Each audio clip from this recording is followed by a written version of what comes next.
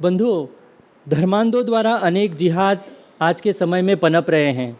उनमें से हिंदू परिवारों को ध्वस्त करने वाला जो एक भयंकर जिहाद है वह है लव जिहाद।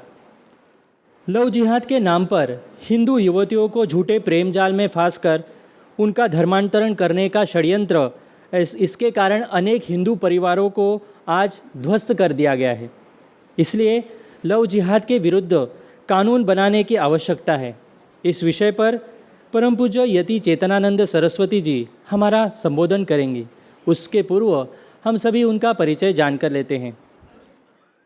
परम पूज्य यतिमा चेतनानंद सरस्वती जी, आप डासना पीठ, गाज़ियाबाद, उत्तर प्रदेश से हैं। धर्मांधों के झूठे प्रेम जाल में फंसे सैकड़ों हिंदू युवतियों को आपने लव जिहाद से बचाया है। मैं आपसे प्रार्थना करता हूं कि केंद्रीय स्तर पर लव जिहाद के विरुद्ध कानून बनाने की आवश्यकता, इस विषय पर हमारा मार्गदर्शन करें।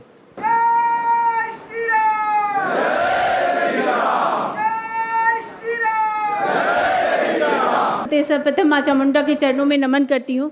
योगेश्वर श्री कृष्ण जिन्होंने आप सभी को अपने निमित्त चुना है, अपने कार्य के निमित्त, क्योंकि हम अपना कोई कार्य नहीं कर रहे हैं, ये ईश्वरीय कार्य है और हम गिलहरी जैसा योगदान इसमें मात्र दे रहे हैं।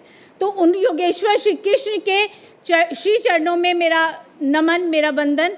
और परात्पर गुरु अठावले जी जो इस सारे कार्य का संचालन कर रहे हैं, जो हमारा मार्गदर्शन कर रहे हैं, मैं ऐसे परात्पर गुरु अठावले जी के श्री चरणों में नमन करती हूँ, वंदन करती हूँ। सबसे पहले सत्र में आपने चारुदत्त काका को सुना, मैं तो काका ही कहती हूँ, तो क्योंकि मेरी आत्मीयता कुछ उनके साथ ऐसी है।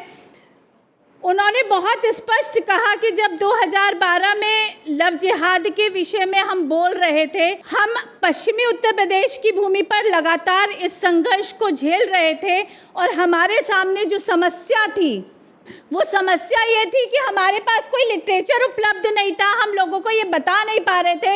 हम परिवारों में जाते थे, हमारे पास जब सूचना आती थी कि किसी परिवार से कोई लड़की चढ़ी गई है तो उसको समझाया कैसे जाए, ये एक बहुत बड़ी समस्या थी, क्योंकि कोई भी डॉक्यूमेंटेशन या लव जिहाद जैसा शब्द सिवाय केरल हाई कोर्ट के कहीं और पढ़ा या सुना नहीं जा रहा था।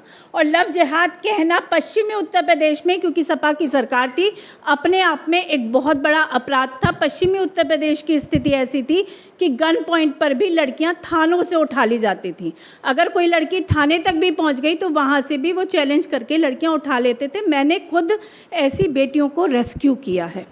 जो सनातन संस्था ने जो लिटरेचर तैयार किया था, एक सुविधा ये हुई कि हम लिटरेचर के माध्यम से जिन बातों पर लोग विश्वास नहीं करते थे, वशीकरण, किस तरीके से माइंड वॉश किया जाता है, किस तरीके से इस्लामिक कंसेप्ट उनके दिमाग में बैठाया जाता है लड़कियों के, ये हमें बताने में बहुत सुविधा हुई और उसके बाद फिर हमने बहुत कार्य किया। मैं ऐसे परात्पर गुरु अठावले जी के श्री चरणों में नमन करती हूँ, वंदन करती हूँ। चारुदत्त काका को मेरा नमन, और सनातन संस्था के जितने भी सिपाही हैं उन सभी को आज इस यहाँ खड़े होकर वंदन करना मेरा कर्तव्य बन जाता है, क्योंकि आज केरला स्टोरी ने ये बता दिया कि हम पिछले 10-12 वर्षों से निरंतर जो संघर्ष कर रहे थे वो संघर्ष सत्य था, और सत्यता के लिए था, अपनी बेटियों की रक्षा के लिए था। अब समस्या क्या है? समस्या दो तरफ है। वामपंथियों ने हमारे इतिहास को, जब जौहर का नाम हम लेते हैं, महासती महारानी पद्मिनी का नाम लेते हैं, तो वामपंथी ये कहते हैं कि जौहर महासती महारानी पद्मिनी, अरे वो लड़ भी तो सकती थी। कैसे कैसे नैरेटिव्स हमारे लिए सेट किए गए। अरे नहीं लड़ सकती थी, क्योंकि जिन नर पिशाचों से हमारा सामना था, जिन नर पिशाचों से हम आज भी सामना करते हैं, उसमें हैदराबाद की प्रियंका रेड्डी का उदाहरण हमें सामने रखना चाहिए। वो ऐसे नर पिशाच हैं जो स्त्री की मृत्यु के बाद भी स्त्री की शरीर से लगातार बलात्कार करते हैं और सामूहिक बलात्कार करते हैं। तो ऐसी स्थिति में शत्रु के हाथ अपना शरीर ना पड़े, तो हमारी जो रानी थी जिन्होंने जौहर किए, उनके पास मात्र एक ही रास्ता था कि वो अपने आप को अग्नि में समर्पित कर दें। लेकिन आज परिस्थितियां बदल गई हैं। जिस देवभूमि में हम लोगों ने जन्म दिया है। ये भारत भूमि देवभूमि है। आप किसी भी छोर पर चले जाइए, देवताओं का इतिहास ज़रूर मिलेगा। जहाँ रामचरितमानस की भी बात होती है, महाभारत की भी बात होती है, माँ सीता के हरण पर लंका दहन हो जाता है और द्रौपदी के चीरहरण पर योगेश्वर श्री कृष्ण खुद महाभारत का युद्ध रच देते हैं। ऐसे देवतुल्य भूमि पर लगातार हमारी बेटियों का हरण हो रहा है। इसके दो कारण हैं।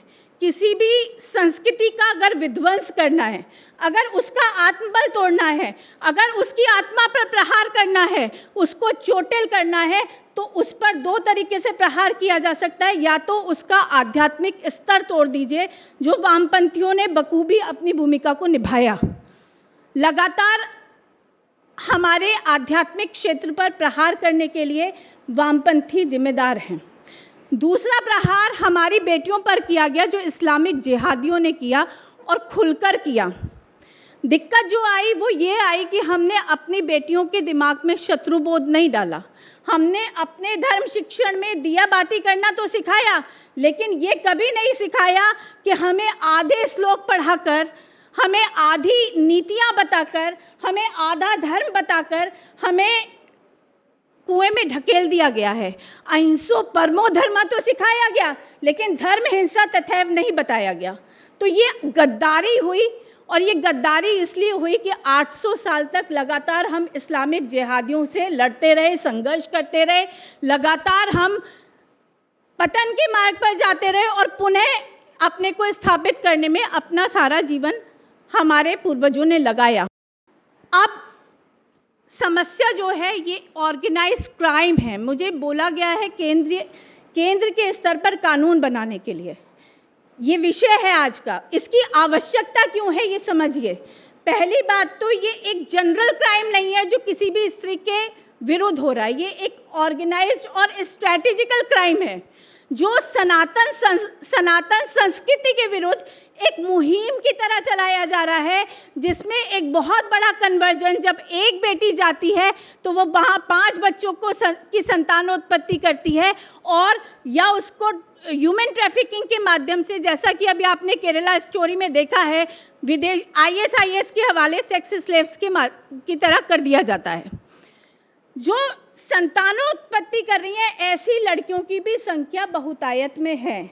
जब वो 4-5 संतानें पैदा कर देती हैं, उसके बाद उनको निकालकर बाहर कर दिया जाता है और उसके बाद उनके पास कोई रास्ता नहीं रहता।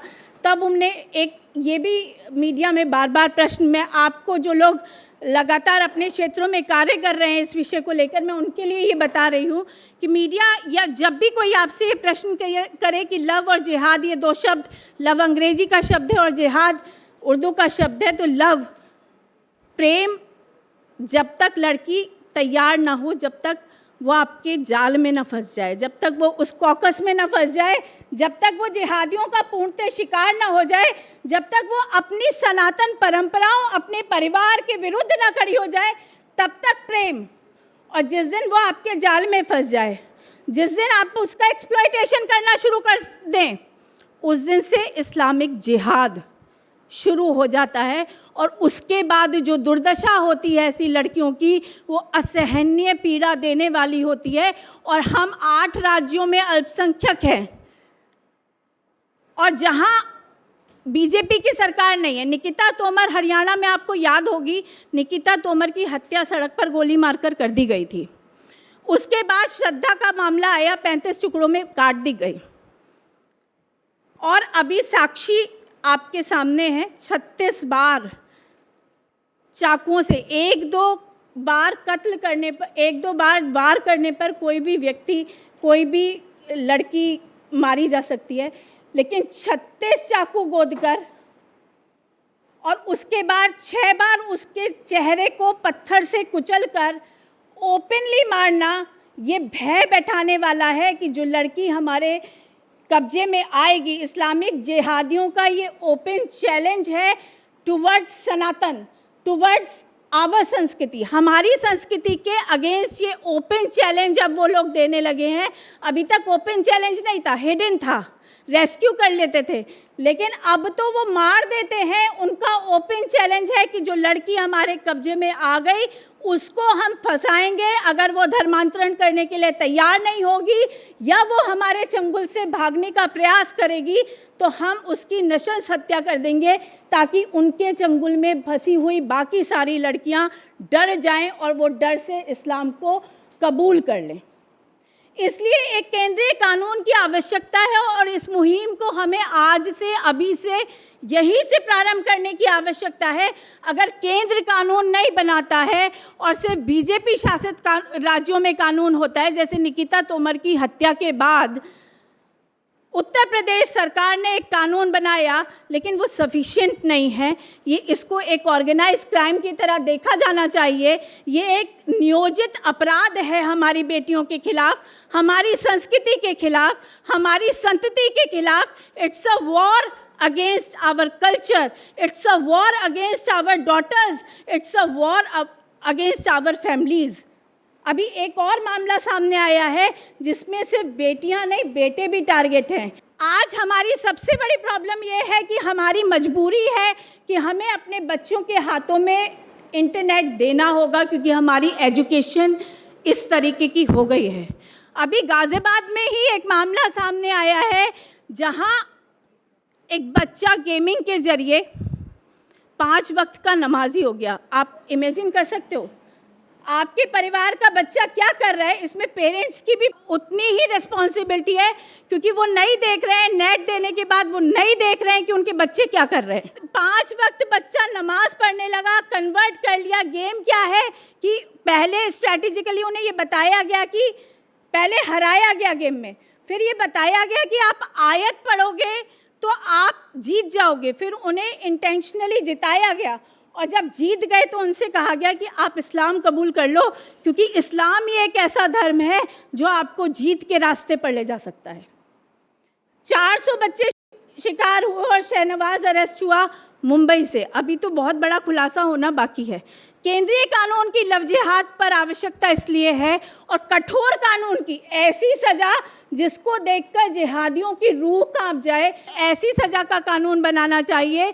उसका कारण ये है कि जिन राज्यों में बीजेपी नहीं है उनमें तो धर्मांतरण बहुत तेज़ी से, हमारी बेटियां लव जिहाद में बहुत तेज़ी से फंसाई जाती रहेंगी और ये कन्वर्जन इसी तरीके से चलता रहेगा। और जहाँ कानून है भी वहाँ वो सफिशिएंट नहीं है।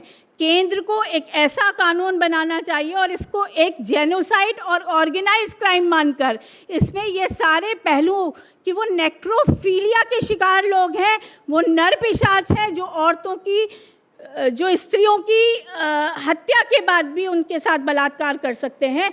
ऐसे हीनियस लोगों को इस देश में सर्वाइवल का रास्ता बंद होना चाहिए। इसके लिए एक सख्त कानून की केंद्र से मांग आज से और अभी से करनी होगी। अगर आप ये चाहते हैं कि आपकी बेटियां, आपकी बहनें आपके घर में बैठी, और ये मत मानिए कि सिर्फ बेटियां शिकार हैं, स्त्रियां भी शिकार हैं।